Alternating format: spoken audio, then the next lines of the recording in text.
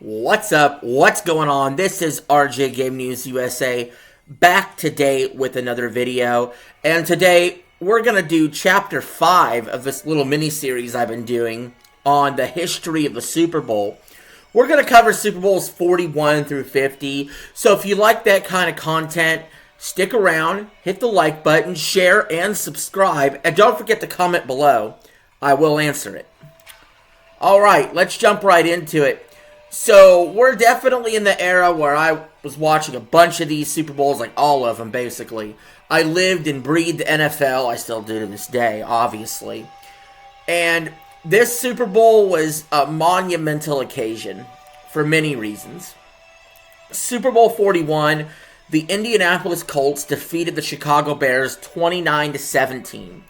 It was Peyton Manning's first Super Bowl. And it was a very, very hard-fought Super Bowl to get to. Let me explain. The path for the Colts was to finally defeat the New England Patriots in order to finally achieve the ultimate prize. So it's bittersweet for me, but I do understand how Peyton Manning was turning into a sympathetic figure. Much like Josh Allen these days, not being able to get past Mahomes, Manning could not just get past Brady. He finally did, got to the Super Bowl, got his ring, and a Super Bowl MVP. The game started off with Chicago having an advantage. Devin Hester became the first and only guy to return a kickoff in the Super Bowl for a touchdown to start the game. He was an all-time returner. But let's remember who the quarterback was hanging around Super Bowl 41. It was Rex Grossman for the Bears. Not even sure quite how they were able to make it there, but they did. Mostly on the backs of their defense. This was also a monumental Super Bowl for a different reason. It was raining, part of it. Not a heavy rain, but it was raining. Super Bowls before this and after this have never rained. And this Super Bowl had some rain in there. And fittingly enough, the halftime show, they did the song Purple Rain by Prince as well. It's widely regarded as one of the better halftime shows of all time. And it definitely stuck out to me. I don't remember all the halftime shows, but I certainly remember that one. So moving on to a Super Bowl I really detest talking about. To me, this is the worst loss in my career of covering sports, in my fandom of sports. This stings the most. This loss is the most painful, hurtful, destructive loss to my psyche of all time, and it's not even close. Super Bowl 42. The New York Giants defeated the New England Patriots 17-14. Eli Manning won Super Bowl MVP. The Patriots went into this game undefeated. The only team ever to be 16-0 in the regular season. And they make it all the way to the final game. The Giants were up 10-7. Tom Brady drives them down the field. And scores the game, what seemed to be the game-winning touchdown with 2 minutes left to Randy Moss. What a combination. That year, Tom Brady had 50 touchdown passes. And Randy Moss caught 23 of them for touchdowns. It was downright lethal. Has Tom Brady won an NFL MVP that year leading into the Super Bowl? This is on the backdrop of the Spygate scandal. The Patriots being the most hated team in the NFL, going for their 4th Super Bowl in 7 years. And dare I say, in a very quick amount of time, Tom Brady was 1 game away from becoming the GOAT, past Joe Montana. Sadly, he'd have to wait 7 more years to make that claim. A lot of similarities to the Chiefs, sort of. Except those '07 Patriots weren't just squeaking by. They were dominating teams. And they were 12-point favorites in the Super Bowl. Very highly favored to win. The New York Giants pulled off what some called the biggest upsets in Super Bowl III when the Jets beat the Colts. A game like this is why Eli Manning should be in the Hall of Fame. He did it not only once, he did it twice, which we'll talk about later. But man, oh man, what could have been. What could have been. Luckily, the next year we had a super entertaining Super Bowl where I didn't have very much rooting interest at all. I was just enjoying the shit out of this game. One of my all-time favorites, just even though it's a non-Patriot Super Bowl, this may be like the best non-Patriot Super Bowl ever for me. I'm talking about Super Bowl 43. The Pittsburgh Steelers defeated the Arizona Cardinals 27-23. This is also the second Super Bowl out of 3 where I predicted the exact correct score. I had predicted Steelers 27, Cardinals 23. Whether you believe me or not is up to you, but I'm telling you I did. And there was so many big plays in this Super Bowl. The Cardinals were just 9-7 in the regular season, but they made it to the big game. The Steelers were going for their 6th Super Bowl, which would put them at the most of all time past the Cowboys and the 49ers. And they pulled it off. Mike Tomlin got a ring. Kurt Warner was the Cardinals quarterback. If you remember him, he had a couple Super Bowls with the Rams. He always put up a ton of numbers in the Super Bowl, even though he was 1-2 in there. Cardinals stormed back in the fourth quarter. 16 points in the fourth. Larry Fitzgerald with a long touchdown, but it wasn't enough. By the way, James Harrison had a huge 99-yard something interception return that's an iconic play before halftime. But anyway, Larry, Kurt Warner, they put him up. Cardinals up 23-20. And then the Steelers go down the field with Ben Roethlisberger looking for his second Super Bowl in his young career. And he finds Santonio Holmes, who makes one of the greatest catches I've ever seen on his tippy toes, to give the Steelers the lead that they would hold on to the rest of the game. And the Steelers won that Super Bowl. And by the way, I don't know if you noticed, but starting with Super Bowl 42, we get a ton of just excellent Super Bowls, like close Super Bowls, 42, 43, 44, 45, 46, 47, 48 was a dud, 49. Like, all these were just excellent Super Bowls, close Super Bowls, good Super Bowls. And that did continue a little bit beyond that into the 50s as well. But it brings us to Super Bowl 44, where everybody and their brother, including myself, thought Colts are winning this Super Bowl. They were back in it. The Saints won 31-17. Don't let the final score mislead you either. The Colts were down, or they were down 24-17 late in the game. Peyton Manning threw a pick six. And that's all she wrote. This was Drew Brees' Super Bowl. It solidified him as a top 10 QB all time, eventually. He got the Super Bowl MVP. Sean Payton had the guts and the grit to do an onside kick coming out of halftime. Who does that? Who does that? And it was successful. So yeah, this was a very good Super Bowl as well. And the Saints got the victory. Then we move on to Super Bowl 45. This is the Aaron Rodgers Super Bowl. Okay? Now, Aaron Rodgers was second-year quarterback at the time. He was coming out of the shadow of Brett Favre after sitting behind him for years. And he was going up against the Pittsburgh Steelers, who were looking for their third Super Bowl in 6 seasons. Dare I say, we had a possible dynasty on our hands. A lot of people forget this. They've pigeonholed this memory because they think about the Patriots' long run. But I tell you, as a Patriots fan, there was 2 separate dynasties. Looking back on it, you could especially tell. There was the young Brady, who won Super Bowl 36, 38, 39, and old Brady with the Patriots, who won Super Bowl 49, 51, and 53.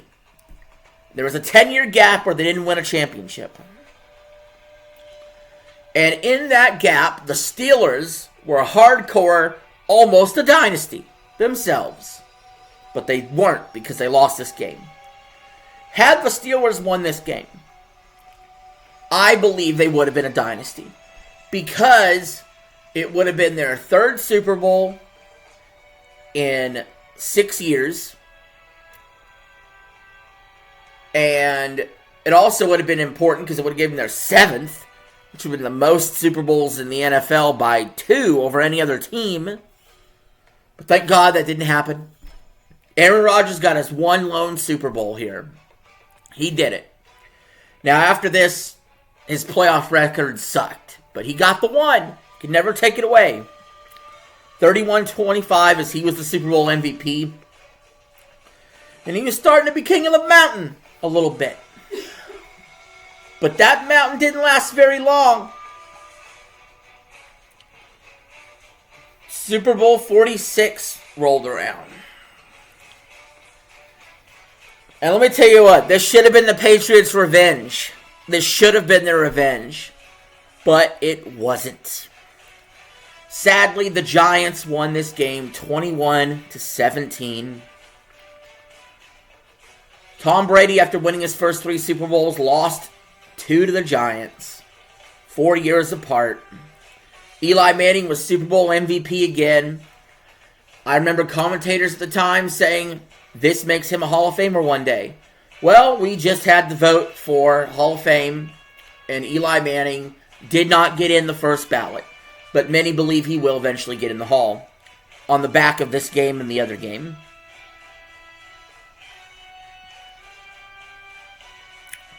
Pisses me off. This should have been our revenge. Didn't get it. Giants with the dub. And that brings us to Super Bowl 47.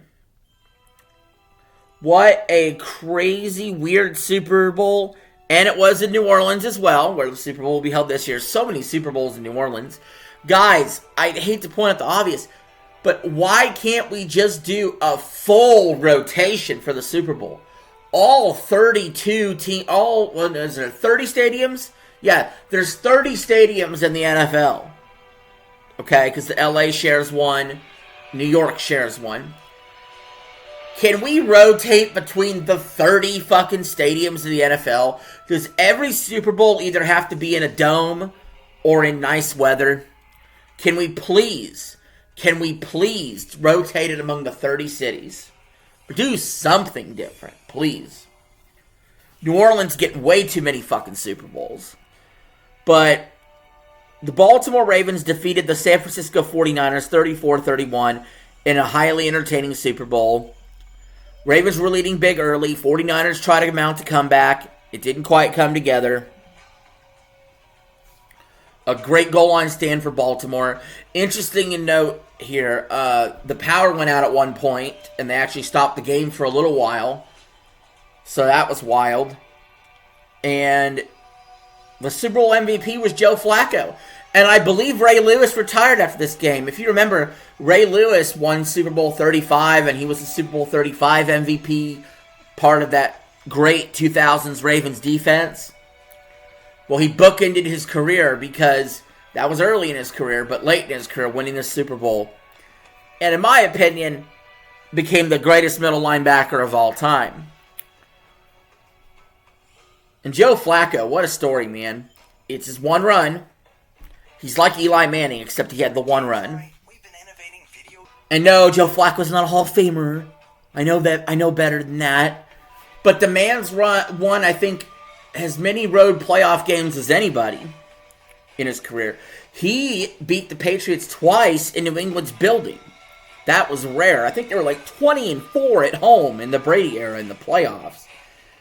And so yeah, Flacco managed to do some special things while he was with the Ravens. It's kind of crazy and sad and shameful that Lamar Jackson hasn't been to the Super Bowl with the Ravens. If Joe Flacco made it there once, Lamar definitely deserves to go there. He's such a better quarterback. But sadly, that has not happened for him. 49ers fell short of winning their franchise's 6th Super Bowl. A theme you'll see going forward, sadly. And that brings us to, honest to God, the worst Super Bowl of my lifetime. Like, the worst one to watch. The most boring-ass fucking Super Bowl I ever seen in my life. This Super Bowl was so fucking atrociously boring, I don't even know where to begin. Super Bowl 48, Seattle Seahawks defeated the Denver Broncos 43-8. It was total garbage. Hot garbage. First, let me talk about where they played the game. They played it in New York City, which was shocking, to say the least. They could have had a snow blizzard up there. They actually risked it possibly being cold at the Super Bowl. It was a little chilly, but the game conditions were fine. What wasn't fine was the Denver Broncos completely disappeared. Peyton Manning was on the Broncos. He had left the Colts. He put up 55 fucking touchdowns and like 5,400 yards. Stats that still to this day nobody's broke.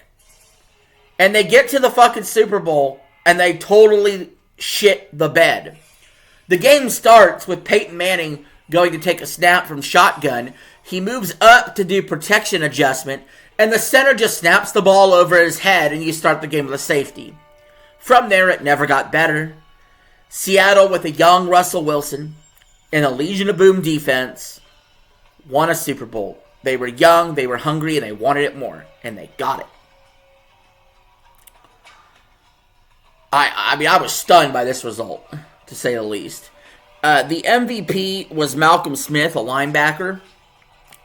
The rare defensive MVP for the Super Bowl. But all that was the backdrop for what I consider one of the greatest Super Bowls of all time.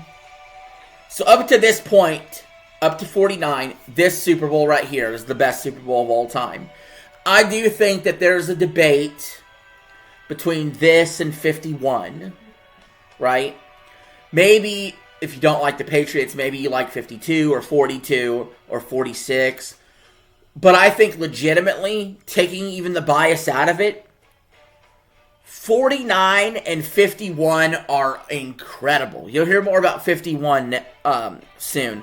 This is probably my second favorite, I would say. But at the time that this happened, this was insane. By the way, this is the third game I predicted correct of the Super Bowl, the exact score. Even predicted Tom Brady would have 4 touchdowns. I predicted it on social media. Patriots won 28-24. Tom Brady was the Super Bowl MVP. This game was buck fucking wild. It was 14-14 going into half, but Seattle dropped 10 in the third. They were up 24-14 in the fourth. Nobody up to that point with a 10-point lead in the Super Bowl had ever blown it before. Tom Brady was able to do that with the Patriots.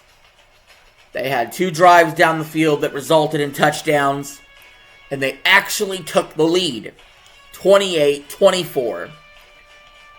And that's when Russell Wilson happened. Man, he grew up so much that year. They were the defending champs.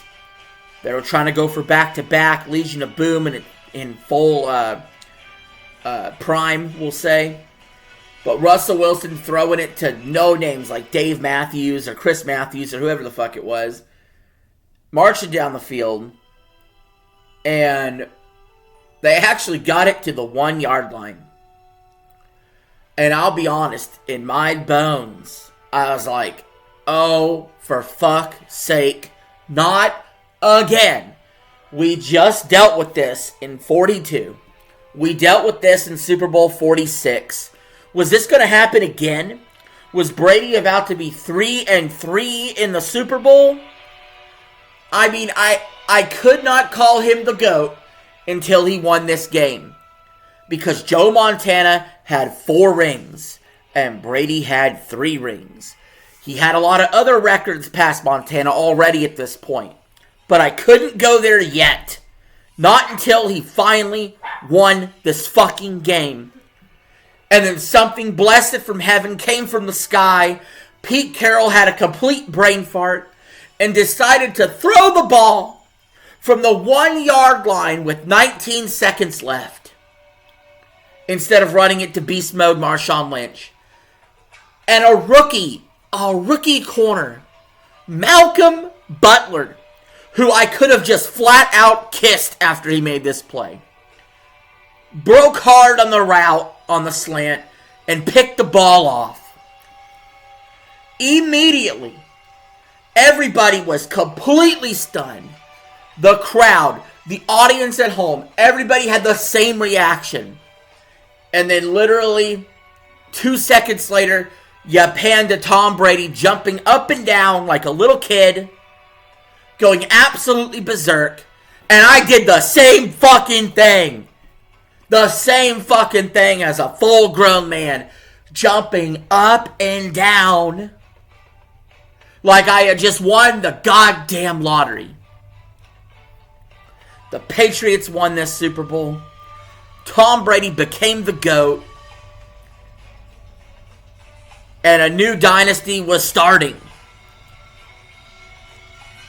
People were starting to doubt. Said Brady's hitting his late 30s now. He's ending his career. This is the new up-and-coming kid. This is Russell Wilson. Nah, not so fast. We still had something to say. And by God, we saw the best fucking Super Bowl ever. I thought there's no way this could ever be topped. 2 years later, and next episode, I was proven wrong. It was topped. But we did have one other Super Bowl to talk about. And that's Super Bowl 50. The Denver Broncos defeated the Carolina Panthers 24-10.